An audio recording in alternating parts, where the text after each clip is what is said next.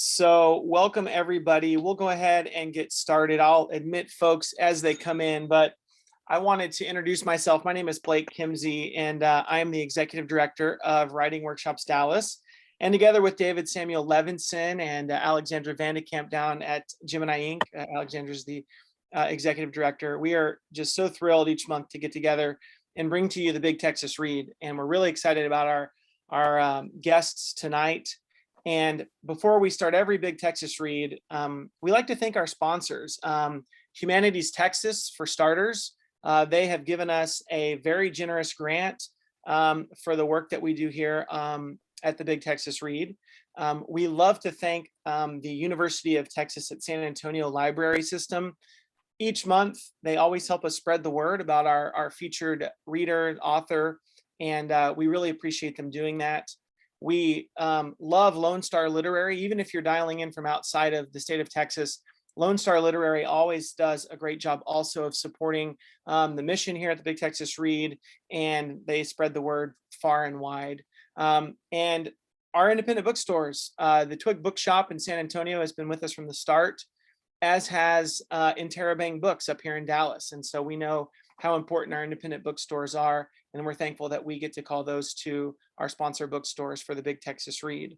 And without further ado, I do want to, we'll hand it over to David in just a minute to introduce our special guest tonight, but I'll let Alexandra say something about Gemini Inc. And I'm just so thrilled that we get to partner with you all, Alexandra. Oh yeah, no, thanks, Blake. So this was the brainchild of the pandemic, and it's got great quote unquote literary feet, and it just keeps going. And I'm the executive director of Gemini Inc. We are San Antonio's Writing Arts Center. We have been around for 27 years, everyone. Okay, I feel like we're the literary engine that keeps going up that hill. And I'm extra excited about tonight because we have Octavio Quintanilla, who is the 2018 to 2020 San Antonio Poet Laureate. And he's really a groundbreaking artist, doing amazing things with the visual and the literary, and we're going to see some of that tonight with his amazing frontextos. And I'm so delighted that the uber talented Natalia Trevino is our guest moderator. So just know this is what Gemini loves to do: bring people together with great writers, have writers find new audiences, and just teach people the craft of writing to bring their stories to life. And Octavio is doing a pretty amazing job of bringing stories to life.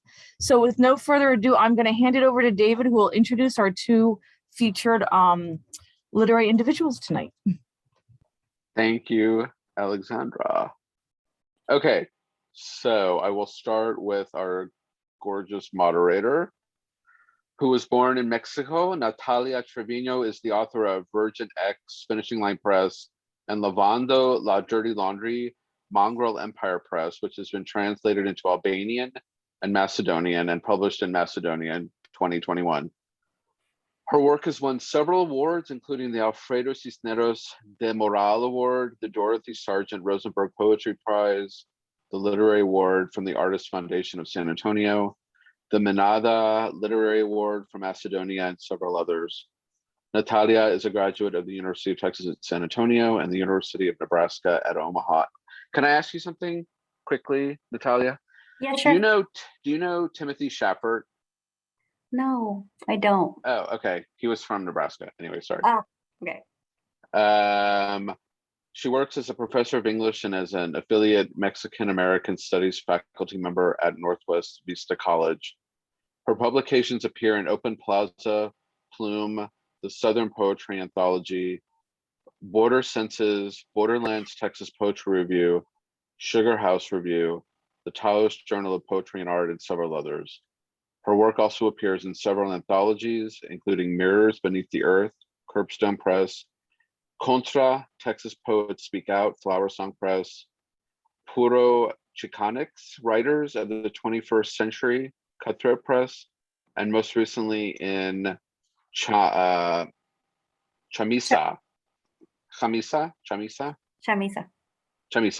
a journal of literary performance and visual arts of the Great Southwest University of New Mexico Press. Is that University of Mexico Press? Yes. Yeah, okay. You are so incredibly fitted. You guys have really long bios. And our featured writer tonight is Octavio Quintanilla, who's the author of the poetry collection, If I Go Missing. Is it Slough Press or Slough Press? Slough Press, that's how I know they pronounce Great, it. I got it wrong both times. Slough Press, 2014, and he served as the 2018 to 2020 Poet Laureate of San Antonio, Texas. His poetry, fiction, translations, and photography have appeared or are forthcoming in journals such as Salamander, Rhino, Alaska Quarterly Review, Pilgrimage, Green Mountains Review, Southwestern American Literature, the Texas Observer, Existere, a journal of art and literature, and elsewhere. His frontextos visual poems have been published in Poetry Northwest, Goldwake Live, Newfound, Chachalaka, I love that, Chachalaka Review, Chair Poetry Evenings, Red Wedge, the Museum of Americana, About Place Journal, the American Journal of Poetry, the Windward Review, Tapestry, Twisted Vine Literary Arts Journal, and the Langdon Review of the Arts in Texas. Octavio's visual work has been exhibited at the Southwest School of Art, Presa House Gallery, Equinox Gallery, UTRGV Brownsville, the West Laco Museum, Ana Reyes Gallery in San Antonio, Texas, Our Lady of the Lake University, and Our Lady of the Lake University in San Antonio, Texas. Hold on, I lost my place. Allstate, Almaguer Art Space in Mission, El Centro Cultural Hispano de San Marcos, the Walker's Gallery in San Marcos, Texas, and in the Emma S. Barrientos Mexican American Cultural Center, Black Box Theater in Austin, Texas. He holds a PhD from the University of North Texas and is the regional editor for Texas Books in Review and poetry editor for the Journal of Latina Critical Feminism and Four Voices de la Luna, a quarterly literature and arts magazine. Octavio teaches literature and creative writing in the MA MFA program at Our Lady of the Lake University in San Antonio, Texas. Welcome to you both, and thank you for being here. Wow, thank you, David. This Octavio's bio is poetry in itself, and so widespread and so beautiful. And I'm just so happy and honored to be the moderator for tonight's Big Texas Read. One day I was leaving Our Lady of the Lake campus when Octavio had brought me in to talk about my poetry with his students. And afterwards we were talking about our other projects. This is probably 2014 or 15, I'm not sure. And how our poetry was going, you know, as you do. And he said he had started and had always been a visual artist. And I was like, really? Wow. And it sort of, the light changed when he said that. And because there was such a light in him when he said this, and he talked about how much he missed it. And we've had this conversation a couple of times. And what's I think is so interesting is that right now his artwork is far from going missing anymore. We are surrounded by it in our city. We are surrounded by it in our literary world, in our circles. He's so generous with it. It is here and it's with us tonight. And everyone hopefully received a free, beautiful chapbook, The Poem Machine. So Octavio, welcome. Thank you, Natalia. Thank you all for being here, and thank you, David, for that introduction. Thank you, Blake, for being here, for being part of this reading series. Thank you, Gemini Inc. and Alexandra. I really appreciate you all selecting my book for tonight, and I look forward to reading some poems. And I have about 10 minutes to read, so I'm gonna make use of the time to introduce you to the book if you haven't had a chance to look into it, and also I want to show you some of the new visual poems, some of the visual art that I've been doing lately, and then we can take it from there. Before, I want to read a brand new poem. I don't know if it's a poem or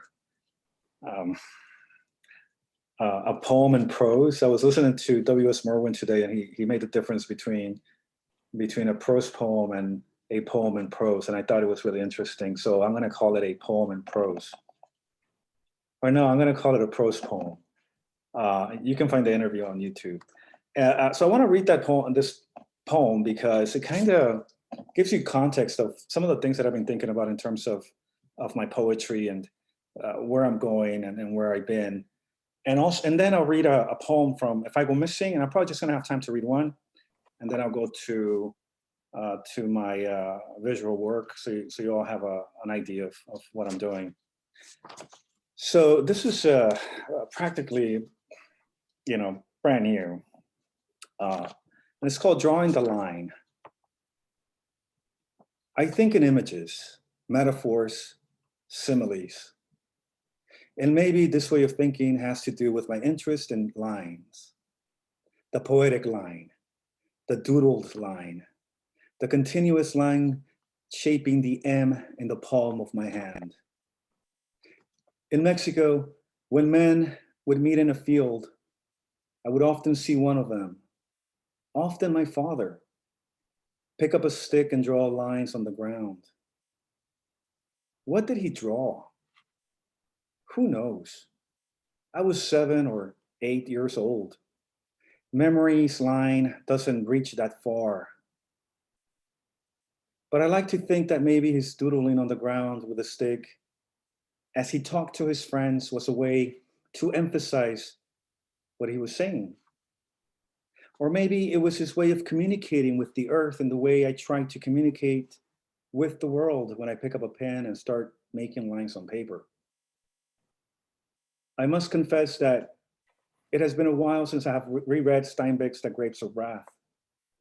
But in it, if I remember correctly, Steinbeck gives us a short description of jobless man standing around at the height of the Great Depression, contemplating what's to come, and then someone squatting and drawing lines on the ground with a stick. What is it about the line, the poetic line written or drawn on the earth with a stick that enthralls me? What is it about the line sketched in the deep blue sky, like Raúl Zurita's poems, that intrigues me? I must say, I do not have a definitive answer for this line of questioning, but I'm almost sure that just like my father and Steinbeck's characters and Raúl Zurita, I too am trying to give my life shape with lines. For now, this is enough. So that's my poem for my love for lines. And I'll read a poem from If I Go Missing. And it's called I Keep Returning to the Days. I keep returning to the days before I began to lose my hair, to the days before I lost a tooth in a bar fight, to the nights when the love of my life was not much older than my oldest daughter. I'm not lost. I am here, a bystander at the margins of this great universe where there is no such thing as miracles. Mary never had an immaculate conception. Jesus never rose from the dead. Those who sleep well at night have never had their wrists slit by worry. The rest of us, potential suicides.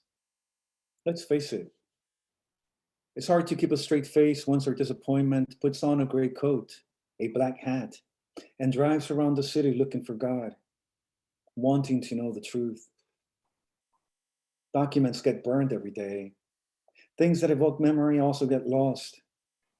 Some are left behind at bus stations or at parks where people set themselves on fire with loneliness. But there must be a star in this great galaxy that knows the true place and time of my birth. I'm driving again, lit by the car's headlights. The road seems to go on forever.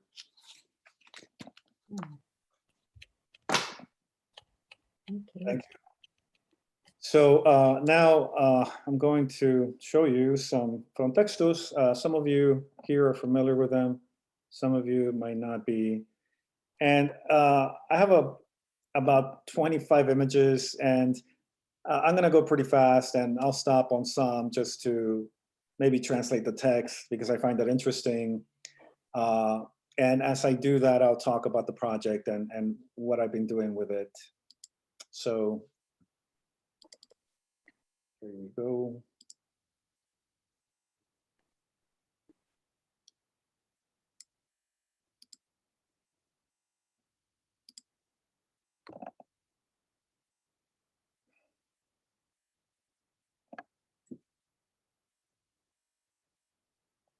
Can everybody see that? Okay. So frontextos and frontextos is like the overall, the umbrella of all what I call of all of my visual work. And in this case, the series that I'm working with is called Abstract Borderland. This work is, I'm doing it on paper. And if you're if we're connected on social media, you've probably seen some of the images here, but maybe it'll be interesting to see them all together. And I worked on the frontextos. I started working on them in 2018. Give me a sec. I think okay, I'm trying to go back, but it's not going back, so. Okay, there you go, I think I got it. Anyway, I started doing my frontextos. It's a blending of two words, frontera and texto, text and image, and borderland and image. And I started doing them every day. And if you remember, some of you might remember that at the beginning, they were all ink drawings on paper, black and white. And then finally I started using color, and this is some of the work that came out of that. I write the text overall, it's in Spanish. I really don't translate it unless it's going to be published somewhere, and the editors might ask for a translation. I'm happy to do that. And as you can see here, and most of the new frontextos, the Abstract Borderland, the image kind of takes over the page, even though you can still see the text here. And this one says, Oración por los desplazados, prayer for the displaced.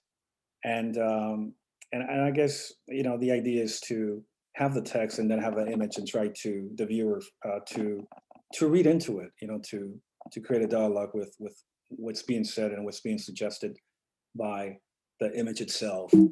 I'm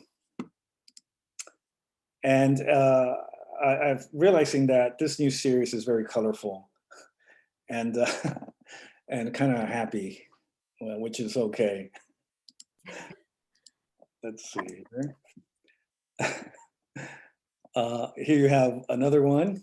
As you can see, lately I've been working a lot on, I don't know if I should call it mastering, but working on getting better at blending color, you know, using different color fields and still keep some type of symmetry and form.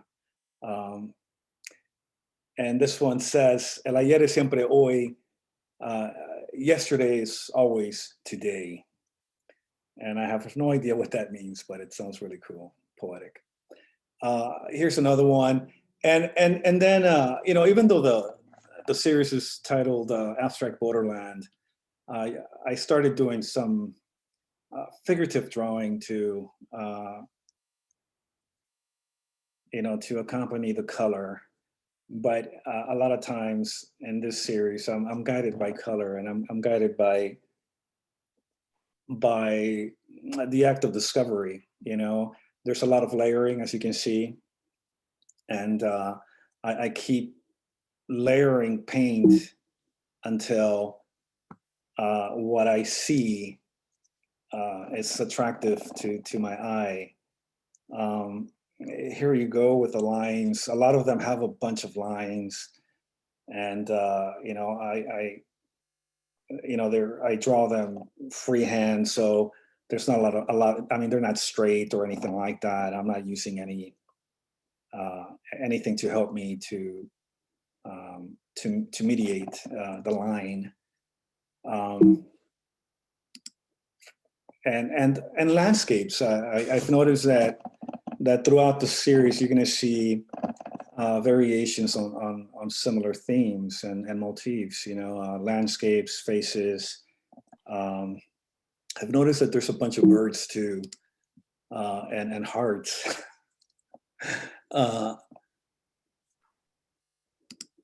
And here you have some more. And this one reads, ¿Qué parte de tu memoria duele? Oh, I can't see it because of that. I think it reads okay, there you go. ¿Qué parte de tu memoria te duele cuando tienes hambre? What part of your memory hurts you when you're hungry? And also, obviously, one of the challenges for me is to not just create an image, but also create a text and one line or maybe two lines that can be poetic. Because sometimes I don't want to put text on the image itself, and sometimes I do, but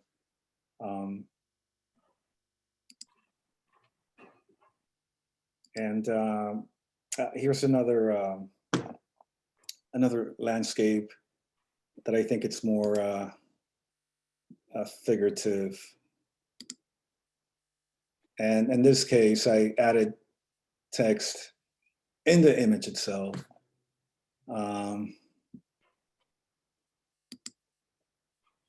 And lately, I've been doing a lot of this type of image where I draw something and then I cover it with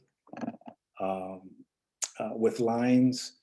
In this case, I kind of realized that I was evoking like a cage, and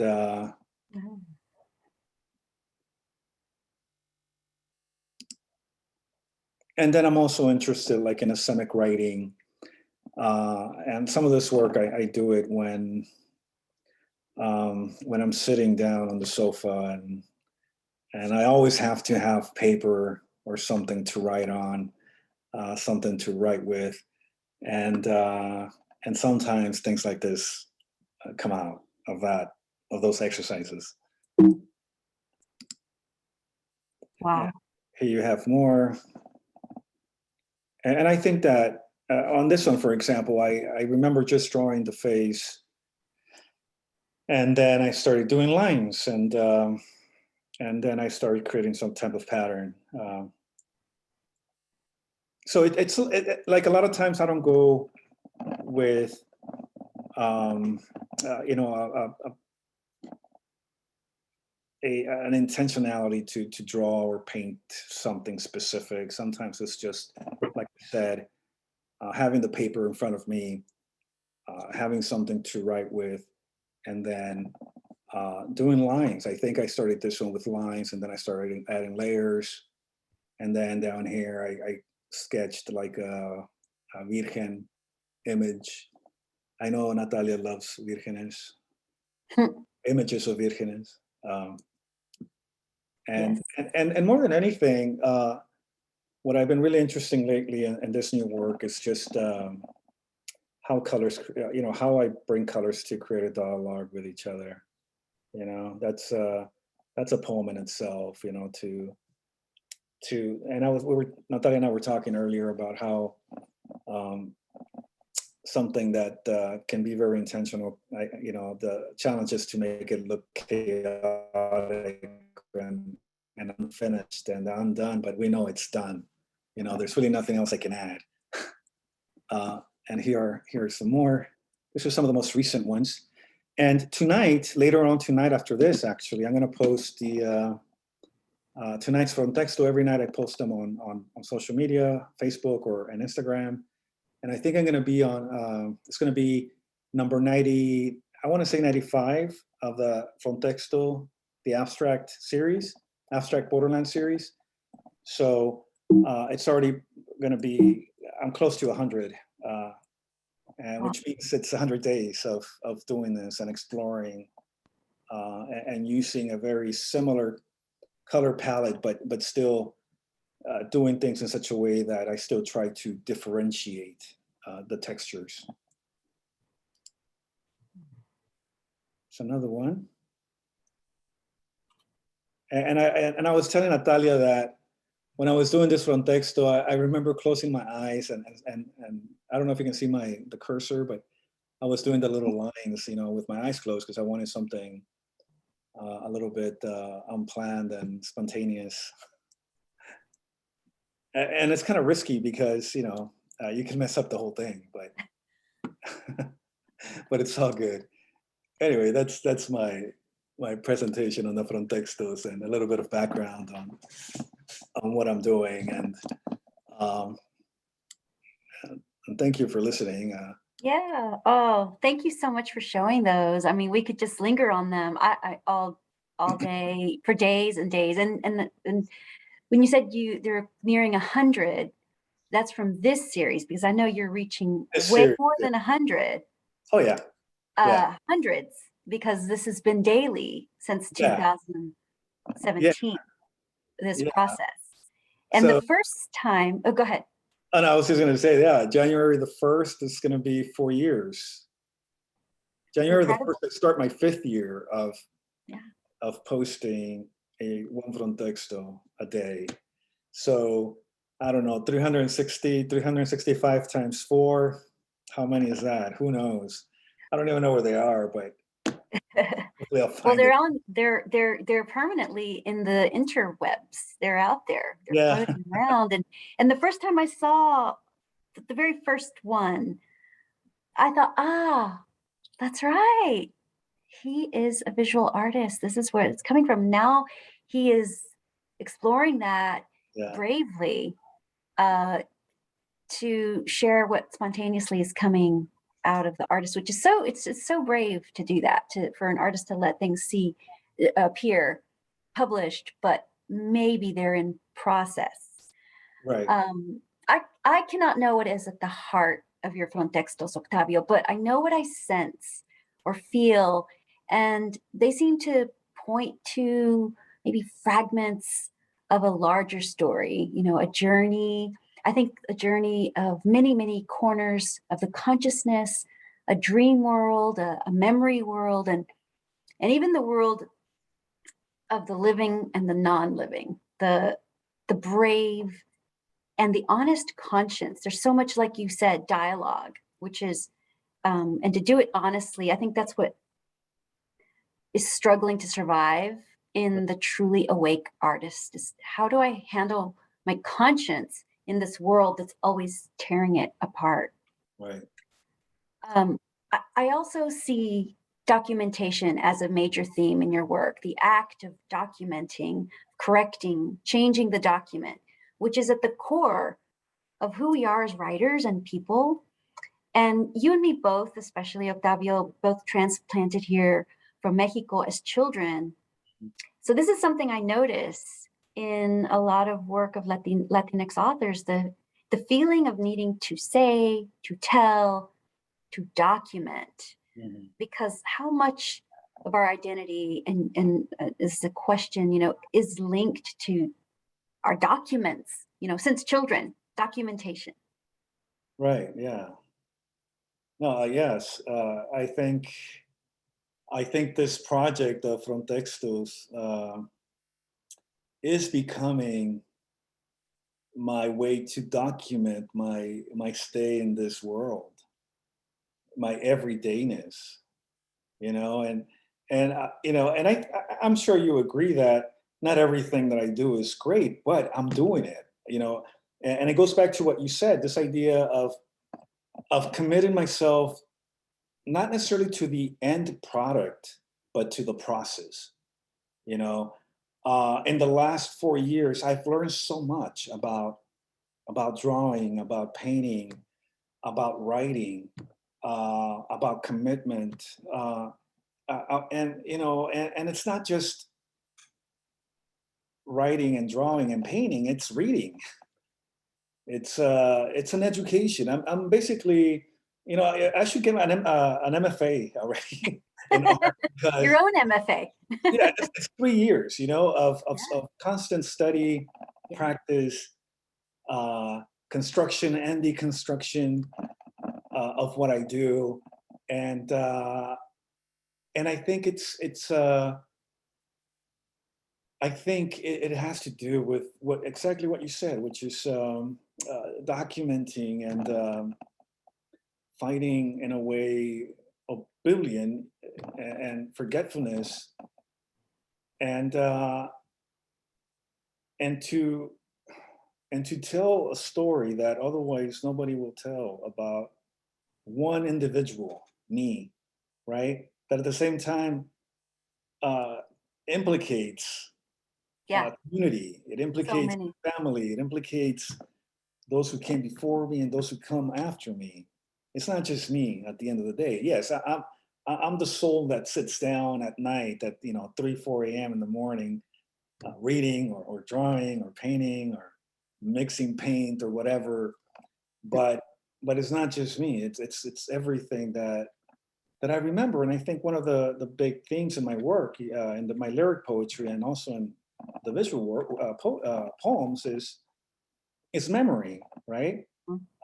And you said about the idea of being transplanted from one country to another. I feel like my memory has a very concrete line of where I was and where I am, and what I remember from where I was and what I remember from being here in this new country. So there's always that tension between who I remember I was in Mexico, for example, and who I am now, and also the all the complications of writing. I don't know if truth is the right word, of writing about your life, and at the same time knowing that a lot of it is mythology because you can't remember. That's interesting. Yeah. It's interesting what you're talking about, how there's always this border in your memory, like an actual line that's drawn, and how often that border appears in so many of your works. And we're drawn to that as viewers. So we're so drawn because a lot of us have borders inside of us that we're crossing, and you're giving us these visual abstractions of some of those crossings your own, but then we get to interpret with the openness of your work. So Yeah. that's really just so valuable, and the bravery that it takes an artist to reveal their work in process, and to allow erasures to appear. I know that it was at first called borradores, which Right. are little notebooks, right? Yeah. Borradores, at the beginning, and this goes back to when the first 6 months that I started doing the frontextos, I used to call them borradores, which in Spanish it can be translated to a draft, and and obviously for me at that time, I wanted to make sure that my audience knew that it was a draft, because I was still kind of unsure of myself, Yeah. insecure in the work that I was doing, and I didn't want somebody to say, "That's not a fucking poem," or "This sucks." Or so by calling them borradores, I'm like, I was protecting myself, right? But then there came a time when I'm like, you know what? This is my thing. This is my work, Yeah. and this is a process. I want my audience or my readers or people who like my work to see me work every day, and knowing that not everything's going to be perfect. But someday I'm going to do something really good that It's that That's that's very going to humble. be attractive to someone. Which is interesting because most of the time I do something and I like it and I love it and I think, oh, everybody's going to love that. Nobody does. But when I do something that I'm like, oh, this sucks, everybody loves it. So I don't understand that. But that There's speaks always a process, tension right? there. Yeah. So I was listening to Sandra Cisneros talking to us at Macondo recently, and she gave a little talk and she said, I'm a rough draft. She's like, I'm not finished. So be careful with me, you know, as a person. And there's something very vulnerable about revealing your rough draft. And I know you've let go of calling it borradores, and I'm really glad that you talked about why. But one of the things that happened with this process that we're seeing is that really engages, I think, those of us who are watching and those of us who see your work in a gallery appear or for the first time here, all curated and bonito and everything, is that you're tapping into our imagination, what our birthright, what we were born with, and our the tension that exists between who we are and what we want to create and what we want to leave. So that's a really great, that's a great service that you're doing for any artist, and I count that as almost any person born with the gift of an imagination. And I think every single child is born with that. So I see this as a great service because it engages us. It makes us see the possibilities that color and light and drawing belongs to everyone. Right. And also, you know, going with that point, I would really want, like, specifically like students or young people to be encouraged to, you know, to take risks, to you know, because I mean, one of the things that sometimes sets us back is our own self-doubt. Like, you know, like the reason why I called it borradores, right? Oh, I can't do that, or I'm gonna keep doing this in solitude, in my own, you know, without showing it to anybody until I do it perfectly. By that time, you're close to dying, you know? Yeah, sure. By that time, you've wasted so much time to show the world how something can be done. That's why I love to see artists paint. I love to see notebooks, you know, Leonardo da Vinci, all the artists who have sketchbooks.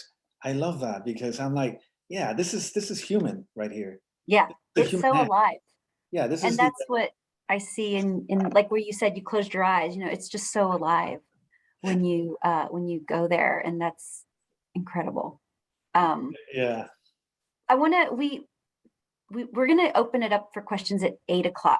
So I want to take us a little bit to talk about your beautiful book, If I Go Missing, and some parallels that I see in that book and the chapbook that you shared with us, The Poem Machine, Right. which reminds me of Mark Doty's Sweet Machine and the idea of the machines inside of our bodies all of the time.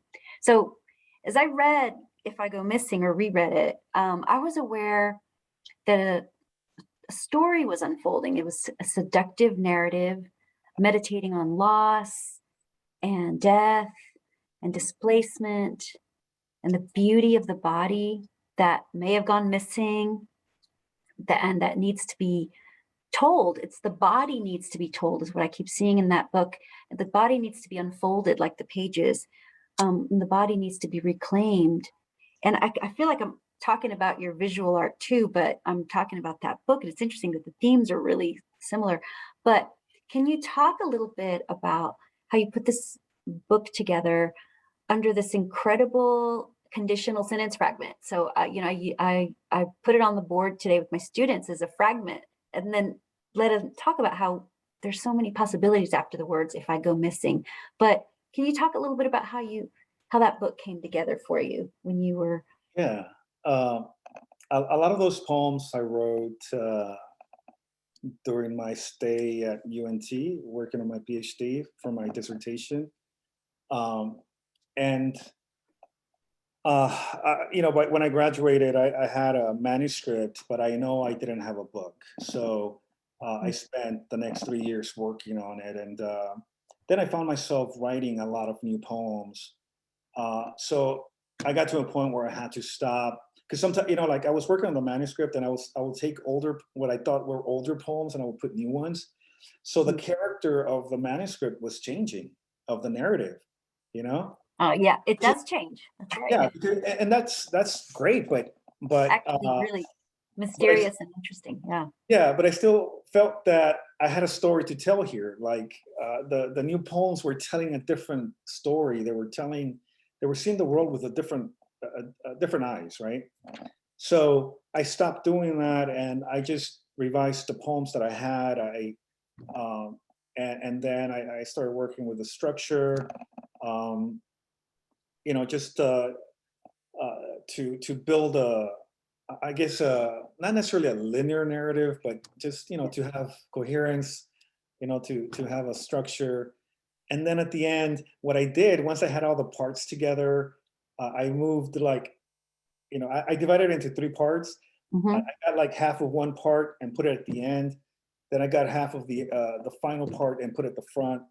Hmm. And when I read it, I put it away. And when I read it anew, even though everything that I had planned for, you know, at the beginning changed, it still made sense to me.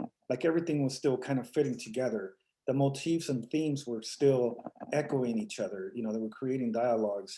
So I knew that the book was ready in my mind. You know, and the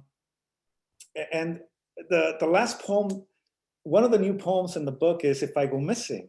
Yeah. Yeah. And that's one of the poems that I actually kept from the new poems that I was writing. And I was having I have so much a hard time thinking of titles. So I had tons of titles for the book, and they all sucked. I did too, actually. They were not doing their job. They were not capturing what I was saying overall, without being, you know, really direct and stuff. So Right. I wrote that poem, and I'm like, that's the title. If I Go Missing, which is the last poem in the book. And I think at that time, when, you know, 2010, 2018, I was living in the Valley. 2011, the violence and across the border was really heavy. Right. Every night I would see the news, you know, because you get it from Mexico because you're so close to the border. And at that time we didn't have cable or anything. So, Right. but you still got the news from Matamoros, Reynosa, you know, the border towns just across the Rio Grande Valley. And there was always stories about people missing, going missing, kidnapped, found dead.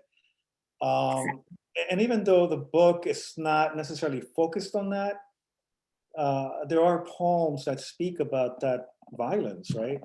Quite a bit. I mean, quite a bit of the middle section really Yeah, dives in. It's right. interesting when you said that you split the ending into 2 parts to make the beginning and the end, but the I go part, which has that incredible and unforgettable epithet from Gloria Anzaldúa, Borderlands, her home is this edge of barbed wire.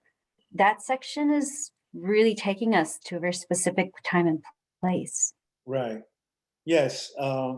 And at that time, you know, I had just graduated from UNT. I had a job. This is 2010. One of my dreams was to graduate and visit the town where I grew up. Right. My parents still have a home down there. My father was a farmer. He still has, you know, farmland. And one of my dreams and my brother's was, hey, we want to go down there. It will be like a place to go and relax, you know, take our families. And in my mind, I was like, man, I'm going to invite a bunch of writer friends to come down here and, you know, write and hang out and create. But like I said, it was horrible. You know, you know, that area where I grew up, it's Tamaulipas. I won't mention names or anything, but it's cartel land there. You know, Well, so and that again reminds me of I what you're haven't been saying down about there in border. 20 years. I mean, that again reminds me of the the border inside, the split inside of your memory, what it was, and what it became later, and just how traumatic. I mean, it was a traumatic experience to go back and see it so changed, so different. And one of the things I see especially in that section of the poem is the speaker trying to see the wholeness of it, like not looking away from the matazones, the secuestros, the weight of this loss, but trying to see the humanity and how we survive. And it's very haunting and very mysterious, but you make it more I guess more clear, like what you're trying to ask, or it feels like you're trying to make it more clear by sometimes turning these abstractions into people that you can dialogue with. Like that you're talking about dialogue between color. In a way, what I see a lot happening, and if I go missing, is dialogue between abstractions, these gross, inhumane abstractions. Yes. Yeah, I can see that. And I think that the dialogue happens in a lot of the poems. I think you're right. Between the dialogue that happens between an abstraction and then the concrete image. Yeah, exactly. You know? Like you have, even what you read tonight, disappointment puts on a coat. So it's more than just personification. We're going to tell a story. Right. About this, about how disappointment feels, so that I can see it and witness it as a person and somehow understand it better. Yeah. And there's also so much hope though in that book, and also at the end of the poem machine. You end the poem machine with mataderos, right? Which I was wanting to read matamoros, which even the name of that place is violent. It means, killing a Black person. That's the name of that city, because the history is there of that violence, right? But your poem Mataderos, it's the last poem in your chapbook. It's just these 5 lines. We will survive the slaughter houses of our times. And while this is such the title, which is The Killers, those who kill, and we have the word slaughter, and not just slaughter, but there's a line break there when y'all go back and look at your book to put emphasis on slaughter houses. So we see all this blood, but this is a hopeful poem to me. Yeah. We will survive. Exactly. And I'm so glad that you're commenting on that, which is really you're commenting on the craft, right? Which is bringing together, juxtaposing unexpectedness, right? I could have taken that poem elsewhere. Yeah, but I could have made it dark.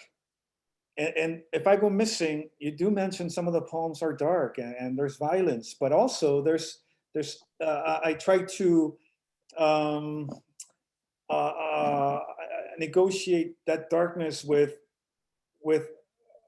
approaches like surrealism and very concrete images, because I didn't want just blood and death. No, it's not that. And there's so much honoring of the beauty, even in the poem of the slaughter of the pigs with the brothers. Right. Matanza de Marrano.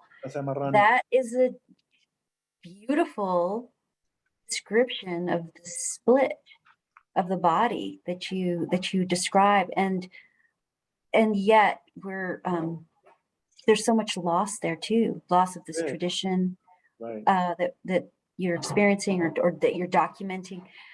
Can we see that Mataderos poem, like maybe as we're almost done, but because I would love for everyone to see the way it plays with the frontexto painting. I have it here. You want me to? Yeah, Okay. and just would be great to have you comment on the structure of both, not just the topic, Yeah. because the structure to me, they seem to echo each other. Let's see here. Can you see that? Yes. So this is a poem that you're referring, Mataderos. And as you can see, it's five lines, 2 lines composed of 1 word. We will survive the slaughterhouses of our times. And here's the image. Let me make this a little bit smaller. And in Spanish, you know, you have the text sideways, sobreviviremos los doing this. miradores de nuestros tiempos, right? And if you're holding the book, I mean, reading it becomes physical. You have to move it around, you know, which I always find that interesting. When I'm in the street and I see somebody reading a book and then they go like that, I'm like, what are they reading? You know, that that's compelling to me. Yeah. So yeah, this is the image, and people sometimes ask me, you know, what comes first, the image or the text? And in this case, the image came first, you know. And also, as you can see here, you can see the blackout text where I was tinkering with the text. Yeah. I was editing myself. I was revising myself. I wanted, you know, obviously it's an abstract, the image itself is abstract. So I wanted the text to be as concrete as possible and still go with the painting, with the image, you know. And there's so much in that image, Octavio. The first thing that comes to mind is the Rorschach, or is that I don't know how to pronounce that. I shouldn't even say it, but you know, those Rorschach images where you have to interpret, right? And your mind immediately has to go to, you know, what do I see there? Yeah. The psychological, you know, the test. psychological thing, yeah. Yeah. Yeah. And then it becomes a blur, and then it looks violent and light. There's also so much light there, sharp, and it very much feels like a moment in time, like it's alive. Yeah. It's not defined and planned, and it's challenging. Yeah. To me. So as you're talking, I'm thinking about, I mean, this was what, in 2018, I think, or 2019 when I did it. So, but I remember doing this, and I imagine myself in a slaughterhouse warehouse, and I'm on top of the roof, and I'm looking down, and I'm seeing the blood, and I'm seeing the evidence of what goes on there, you know. So that's what I was thinking when I did this. Even though what's wonderful is that different viewers will see different things, but what I was seeing was blood on the floor and me being on top looking down. Yeah, and there is, and by choosing black to go along with this idea, it turns it into an abstraction, at least for me. Yeah. And makes me see it more clearly, and it lets me see that moment in time more, I don't know, more vividly. Yeah. But I also think that it's interesting that the poem stands alone as itself, on its own. It's not just a translation, but the way you constructed the poem stands alone, also with sharp lines and edges and just an equal challenge. And you move the word mataderos around. So it just, I don't know. And interesting that that's your choice to end with. It's hopeful, but it's really a comment on the times that we're living, this part of the 21st century. Right. Yeah. Well, thank you for that. I don't know what to say. I mean, it sounds like it's successful, so thank you for that. But yeah, I think everything you said and fits what's going on here. And you know what? Sometimes when I do things, you know, you mentioned the black ink, the black paint. I don't necessarily remember thinking this when I was doing it, but I'm thinking now, I think red would not have worked for this, for example. And, you know, that could be a subconscious decision. I think a lot of incredible things happen when we let the subconscious, when we free it. And I see that this is why your work reminds me so much of Chagall too. He's working with this psych, the logic of our psyche, or the logic of our emotion, or the associations through emotion and through images. Right. Really freeing himself from pictorial logic, Right. right? Right. And saying, I'm going to do something with my inner landscape. Right. Yeah. On the page. Yeah. And you know, like I mentioned to you before at the beginning, before we had an audience, that's what really attracts me.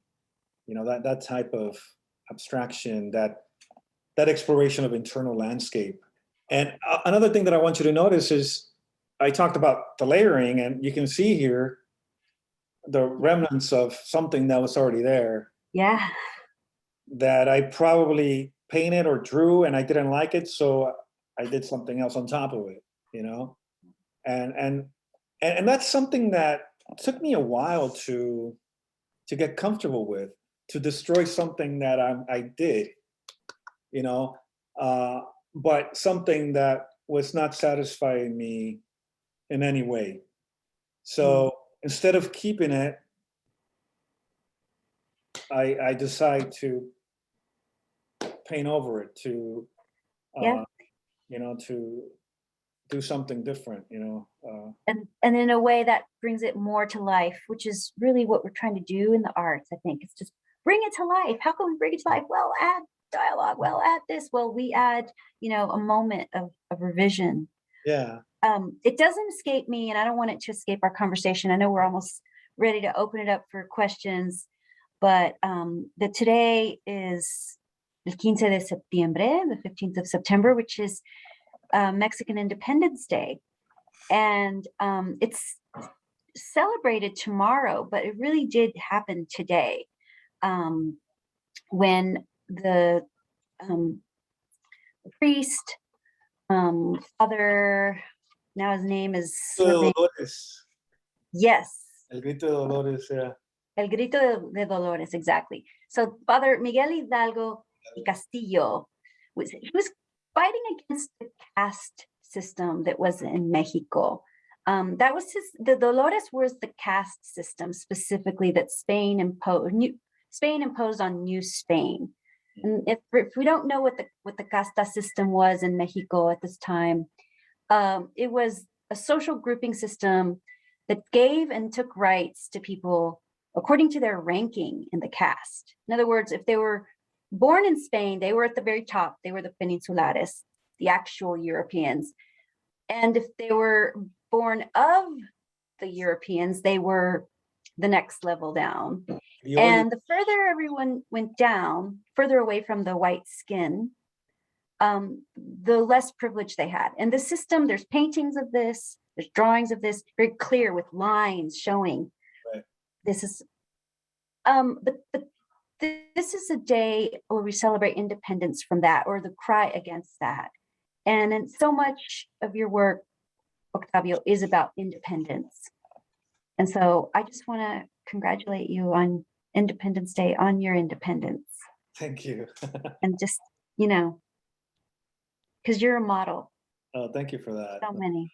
Thank you. And yes, I feel free in terms of what I can create and what I want to create.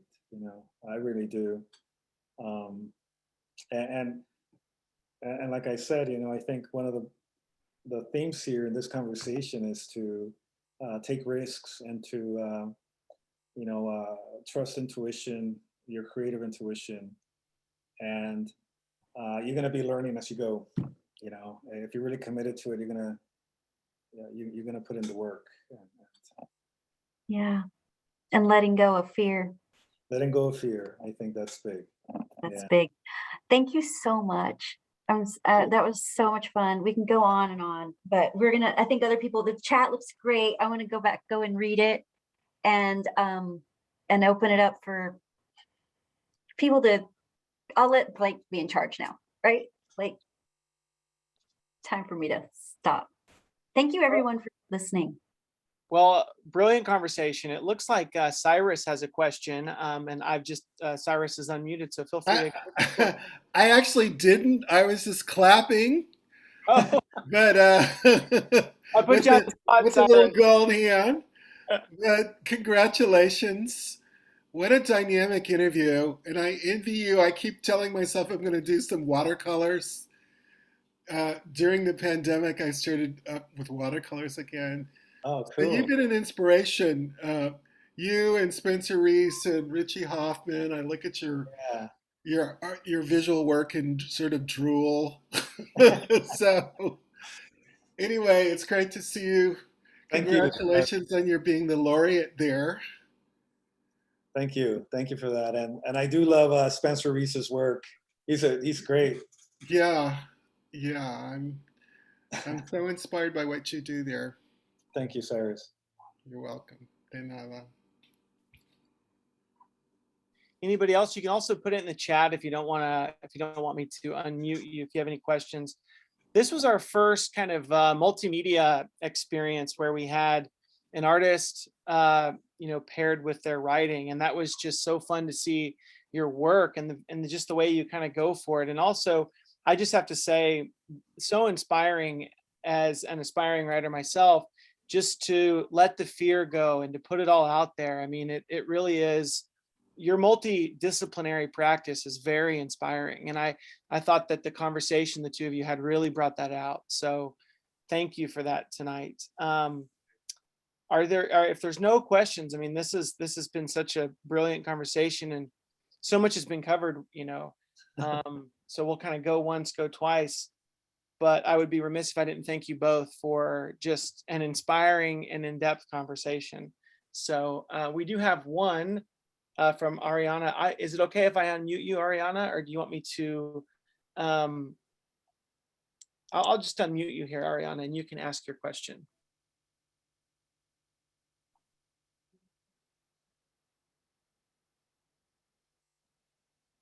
All right, can you hear me? Yeah. I feel like this might be a weird question, but when you're writing, how do you not make it feel so forced or planned? I feel like whenever I write, it doesn't feel natural. Mm-hmm. Yeah. Wow, that's a great question. I think I kind of touched on that a bit, and especially with the visual work, I keep layering stuff until I find something that just feels right. In my narrative poems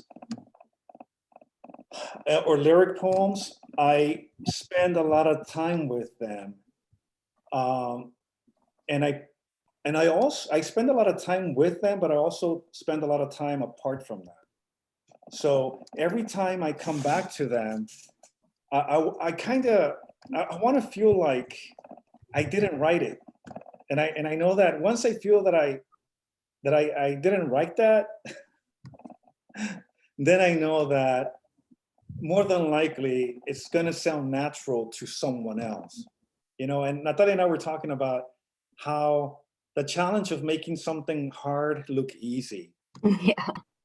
And I think that's just part of the process. And in my case, I'm so invested in the process that I'm not rushing to get anything done. I'm just waiting for it. I wish I could show you. I have a canvas right here, And I've been working on this painting, and then I thought I was done, then I'm not done. Then I asked my daughter to make some markings, just mark it up, mess it up for me, please. So she started messing with it. Today, before this, I started reworking it again. I started painting over that. And I know that it's going to take days for me to say, okay, that's it. It's done. But I think for me, things feel unnatural, like you say, is when I'm too hasty, when I'm not patient, when I feel like like when I rush something, when I force something, and it's not ready. Sometimes I don't want to write, so I don't. I just scribble, doodle, do lines. So I think it's just I don't know if this is advice or anything like that, but maybe it's just a way, just to find your rhythm. Find your rhythm, find your pacing. Be patient. I think that's for me, one of the key elements, to be patient with a work, with a poem or a painting. Just to be patient and not to force it. Not to be impatient for it to get done. So just enjoy the process, and if you're writing lyric poetry or narrative poetry, I suggest you kind of write something, put it away, keep coming back to it more than once until you find that natural voice, that natural delivery, and that implies taking out words, rearranging lines, deleting stanzas, maybe adding something that allows the reader to enter the poem. I don't know if that makes sense. I think it's a great response. And I one of the things I heard in what you said too is just revealing what you're really feeling, and forgetting about the ego and who's going to see it and what are they going to think. Does that kind of, sometimes that stops us from feeling from letting our nature come out, like our actual true nature come out, what we call in the Tao, our true self. Right. Yeah, writing, like I think most of the work that I like the most is when I write like me, like the person, like Octavio, as opposed to the guy that thinks it's a writer. That guy is like, he wants to impress people. But when I write me, like with my emotional, as honest as I can, without that persona, even though automatically you're already creating a persona, right? If you're writing a poem or whatever, but without that persona that I create for myself, I think that's when the writing comes out just honest, and I'm learning to trust it, because sometimes I don't. I'm like, no, this is not it. I'm too vulnerable here, or no, this is so simple, so easy. I should be doing harder stuff or more complex crap, But I'm learning to trust it. I'm learning to trust this guy writing the poem as opposed to the guy who thinks he's a writer writing the poem. So real self-awareness there. Octavio, some people were put in the chat, how one person wrote, do you do all of this on paper? And another person put in there, how can we get your work? Yeah, you can just go to my website. Alexandra can probably type it down there, octavioquintanilla.com. She did. You can order my book if I go missing from there. Also, if you're not familiar with my frontextos and you want to connect, you can do it through Instagram at writer Octavio Quintanilla. I post a frontexto every night, evening. and you can, if you need something or you have a question, you can contact me through there. And also somebody, Martha wrote, would you mind reading a poem? Closing the reading with a poem. Absolutely. Is it that time for me or not yet? We have time for a little bit more Okay. questions from Yeah. or another. Yeah.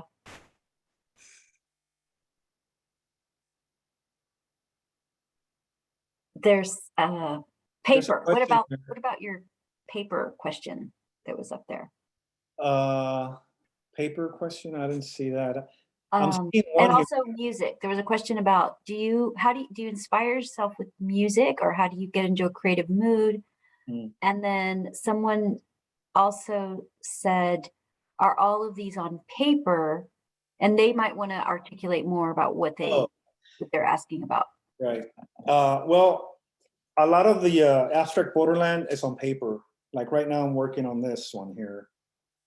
But as you can see in the back, the frontextos, I'm doing them on canvas now too. And I just had an exhibit at the Brownsville Museum of Fine Art of 20 frontextos. All of them had text, and I conceptualized it as a book. So, so it's kind of cool just playing with that type of thing. What else? But yeah, most of my work is on paper because I don't have the space to have a lot of canvas work. If I did, I would, but I focus on paper right now and some canvas, but not too many.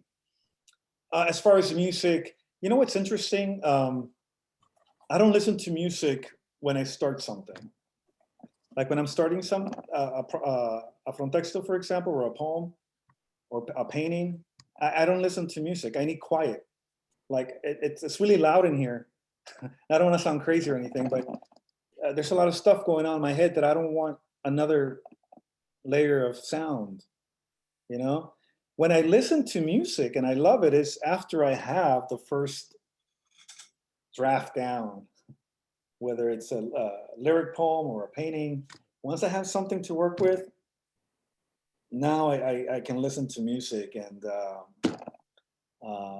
listen to and that's inspiring sometimes, like sometimes I listen to a song that I haven't heard for a long time and I just get a handful of paint and smear it on the canvas, things like that. But That's so great. but when I first start, it's quiet. I need a lot of quiet. That's me. There was another question here. How do you inspire yourself to write? Oh yeah, that's the music one. Okay, yeah. And as far as inspiration, it's interesting, and I've said it before, and I hope it makes sense to you. But since I started doing this every day, like I don't finish a frontexto every day anymore. Right now I have about 50 done. That I don't have to work on one every day like I used to the first 6 months. The first 6 months, all day I was thinking like, what am I going to draw today? What am I going to write? Now I have so much work ahead of me that I can relax. Now I can actually spend more time on the pieces. Now I can, almost every mark becomes more intentional. And I can explain it, and I can, reflect and talk, articulate its origin. Before it was harder because the challenge was to do one every day so I can post it to social media, to Facebook. Now I have, 50, 60 frontextos. And what's great is that going back to this idea of sounding natural, those frontextos, even though I could say they're done, they're really not, because if I look at them, I'm like, I'm going to add this right here, or this one needs a mark here. They keep changing as you keep changing, right? Right, that's right. And the only time I don't change anything is once I post it. Very few times, maybe once or twice, have I posted something and I said, nah, that's missing something. and then I go back and I fix it. But living like that every day, living in a creative way like that, you're always inspired. I don't know, you believe me, right? I definitely believe. I think a Like lot of people are going to be. it feeds me, it's feeding me. Like, it's crazy. I don't like, Well, and but at the same time, like I said, I don't have to sit down and write. I don't have to sit down or paint, but I'm thinking about it. And you just, you just become more in tune with the world. You recognize it. I forgot who said that art's about recognition, right? Recognizing the world. And that's what I do. Like, nothing escapes me. Like, everything has potential for frontex, for art, for specifically for images, And then I get obsessed, like I've been obsessed with birds lately. I think I want to escape somewhere. That is, I think a lot of us are in tune so much more with nature after being in pandemic and listening. I am with birds. I'm always like, oh, there are the wrens. Oh, there are the titmice. That's right. I think there's a longing in me to return to nature. As I told you, I grew up in Mexico, and helping my dad and in the fields with birds and cows and rivers and streams and trees, and those images appear a lot in my work. And I've been disconnected from nature. And I'm very happy when I go to a park with trees. I love trees. I love them, and I think there's something in me that wants to insert my hands in the earth, to do, maybe I'll start a garden or something. I don't know, but I need that.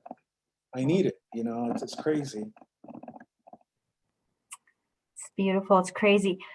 There's 2 more questions, and then I think it's time. I think we're going to run out. And so, right, Blake?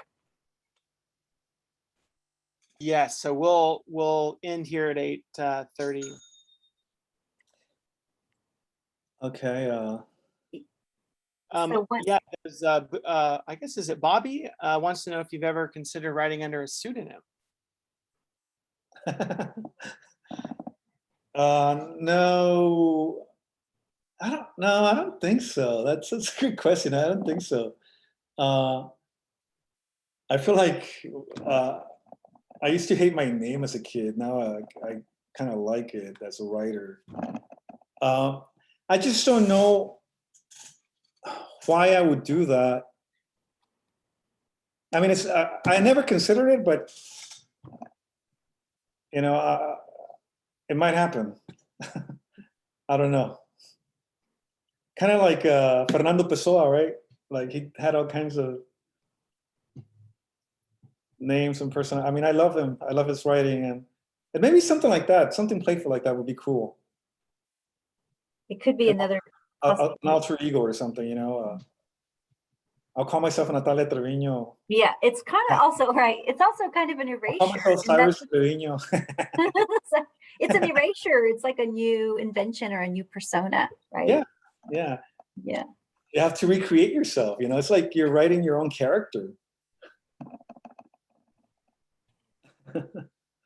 What else here? How do you decide which frontexto to post? And I think that'll be our last question, and then you can do a poem. Oh yeah, okay. How do I decide? Well, there's 2 ways. One is how I'm feeling, or what excites me and what I've been doing. And the other one, sometimes I think about the images that I've been posting, and I don't want it to be too repetitious. I wanted to be more variation. So I kind of juxtapose that type of, like something really figurative, like drawing of a bird or whatever, or and then something very abstract. So the audience can see the range, right? Because if I post the same thing over and over and over and over, I'll get bored myself. So there has to be that that play and that hopefully element of surprise, to surprise, like break your expectation as a reader and a viewer, So I'm kind of guided by that. That's awesome. I keep hearing the word play, surprise, invent, learn, staying alive. It's staying alive, isn't it? Staying alive, right? Not taking yourself too seriously, It's like having fun. And so you want me to end with a poem from the book? That would be awesome. Okay, so I'll read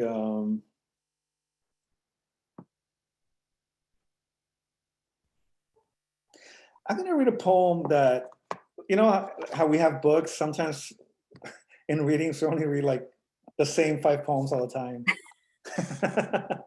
So I'll read a poem that I haven't read, that I never read in public readings. And it's called Go Hungry. Go hungry every night, so the stars may blaze like oranges in the moist sunlight. So the sky's mantle may bring your mother's table overflowing with her hands' work. Chicken soup and tortillas with burnt edges, leather belts and coat hangers reminding you of bruises one must give for love.